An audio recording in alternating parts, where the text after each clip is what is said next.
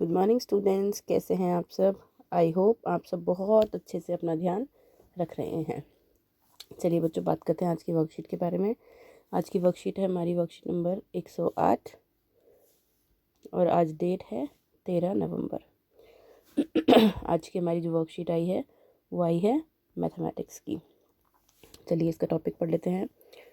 Draw different circles, measure their radii and see how the size of a circle change with its radius. आपको अलग अलग type के circle बनाने हैं, उनका जो रेडियाई है उसको नापना है और अलग अलग रेडियस से आपको अलग अलग साइज़ के सर्कल बनाने हैं। और ये देखना है कि जब आप अलग अलग रेडियस यूज़ करते हैं तो सर्कल की जो शेप है, सर्कल का जो साइज़ है वो किस तरीके से चेंज होता है। चलिए सबसे पहले बात करते हैं हम बाल दिवस की प्रतियोगिता की। प्यारे बच्चों, क्या आपको पता है हमारे देश के जो सबसे पहले प्रधानमंत्री जी थे वो कौन थे? जी, वो थे श्री पंडित जवाहरलाल नेहरू। उनका जन्म 14 नवंबर 1889 को हुआ था। वे बच्चों से बहुत प्यार करते थे और सभी बच्चे प्यार से उन्हें चाचा नेहरू कहकर पुकारते थे।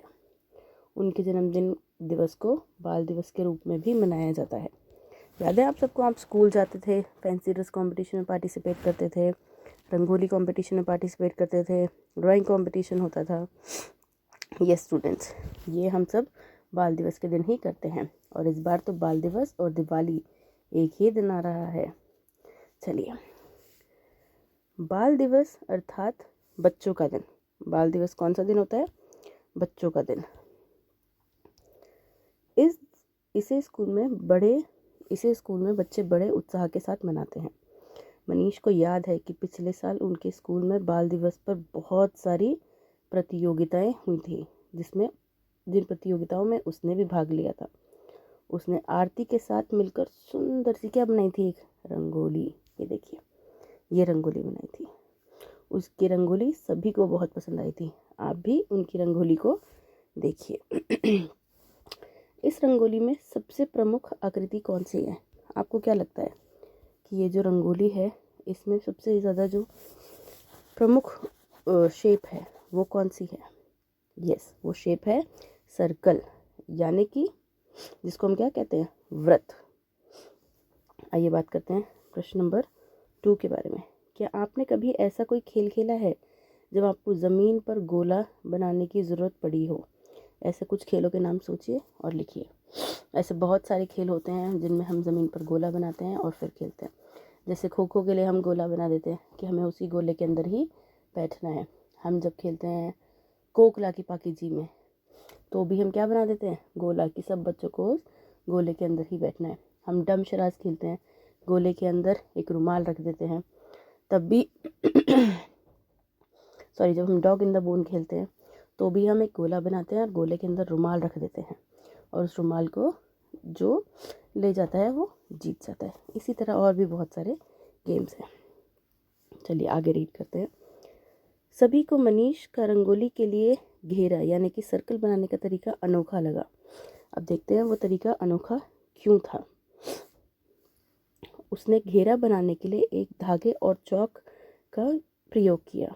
धागे का एक सिरा आरती को पकड़ाया और फर्श पर एक निशान लगाकर वहां टिका कर रखने को कहा कि आरती को वो हिलाना नहीं है और टिका कर रखना है। और दूसरे सिरे पर चौक लपेटकर धागे को तना हुआ रखकर घुमाने लगा। उसने धागे को टाइट कर लिया और फिर दूसरे सिरे से वो घुमाने लगा। धीरे धीरे उन्होंने देखा कि एक पूरा घेरा यानी कि एक सर्कल बन गया है। आप भी अपनी कॉपी में घेरा बनाने की कोशिश करें और केंद्र को दिखाएं। केंद्र क्या है? ये केंद्र वही जगह है जिस जगह को आरती ने टिका कर रखा था। और उसके बाद मनीष ने धागे को तना हुआ रखकर और उसके आसपास गोला बना दिया। चलिए अब हम बात करते हैं कि पैमाना और प्रकार का प्रयोग करके भी हम क्या बना सकते हैं? घेरा यानी कि गोला बना सकते हैं। आप सभी जानते होंगे बच्चों कि रेडियस क्या होता है। चलिए बात करते हैं रेडियस के बारे में कि ये रेडियस क्या होता है। किसी भी घेरे की केंद्र से जो दूरी होती है ये है हमारा केंद्र।